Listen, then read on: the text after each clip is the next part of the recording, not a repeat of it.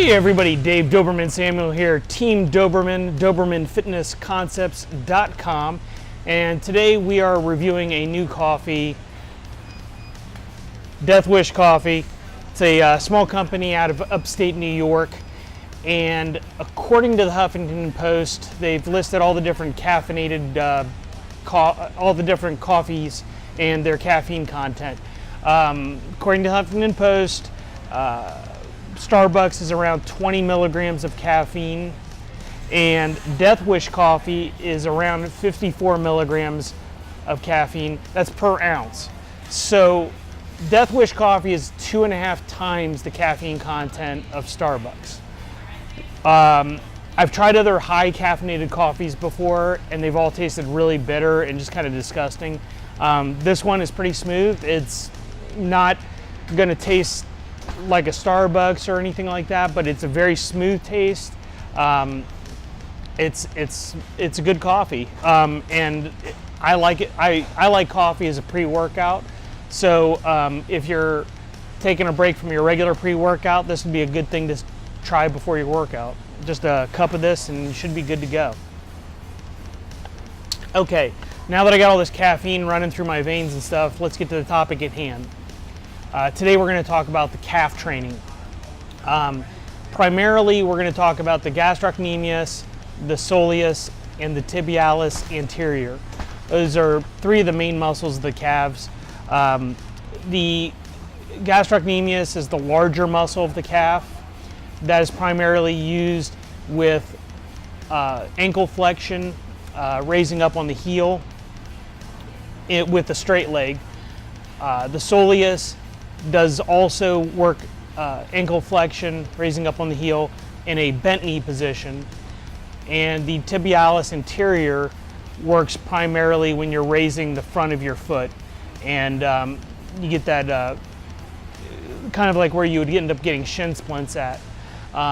So those are the three muscles that we're going to talk about with this training. The calf is a very durable muscle.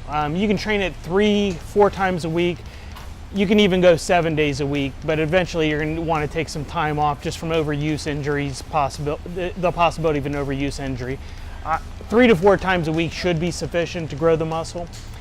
I would do a combination of progressions where you go from maybe doing a heavy weight with moderate reps and then work into much higher reps. And I'll give an example and describe how I came up with this. First of all, the reason that I came up with this is because my calves were always weak. I worked really hard on my legs and my upper legs grew quite a bit, but my calves never grew. So we have to keep in mind that we're walking on our calves all day long. So every time you step, you're doing a rep with your body weight. So say I'm 200 pounds, I'm doing 200-pound calf raises thousands of times a day on my calves. Primarily in a, like from the ground up, raising up. So you're not getting into that stretch position. So there's two things to keep in mind. The calf takes a lot of reps and uses a lot of weight, and it doesn't go into a stretch position. So just like anything in bodybuilding where you want to make your body adapt, you have to do something your body's not used to.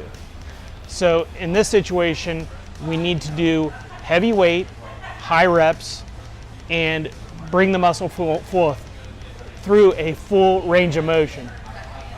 So with the progression that I had mentioned earlier, what we want to do is we want to go with maybe week 1 doing 3 sets of 30 reps.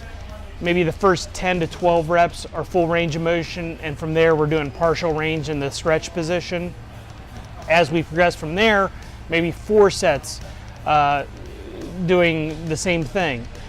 Eventually, I will try to work into where I'm doing 200 straight reps, but taking 5 to 10 second breaks in between until I reach my full number. But the key is you have to do heavy weight.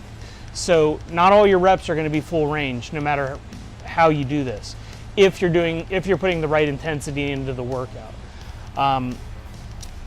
So keep in mind, you have to do something your body's not used to, and you have to put the intensity into it. Okay.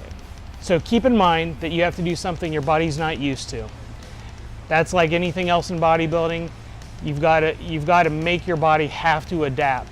Your body is not wanting to build all this extra muscle by just going through its day-to-day motions.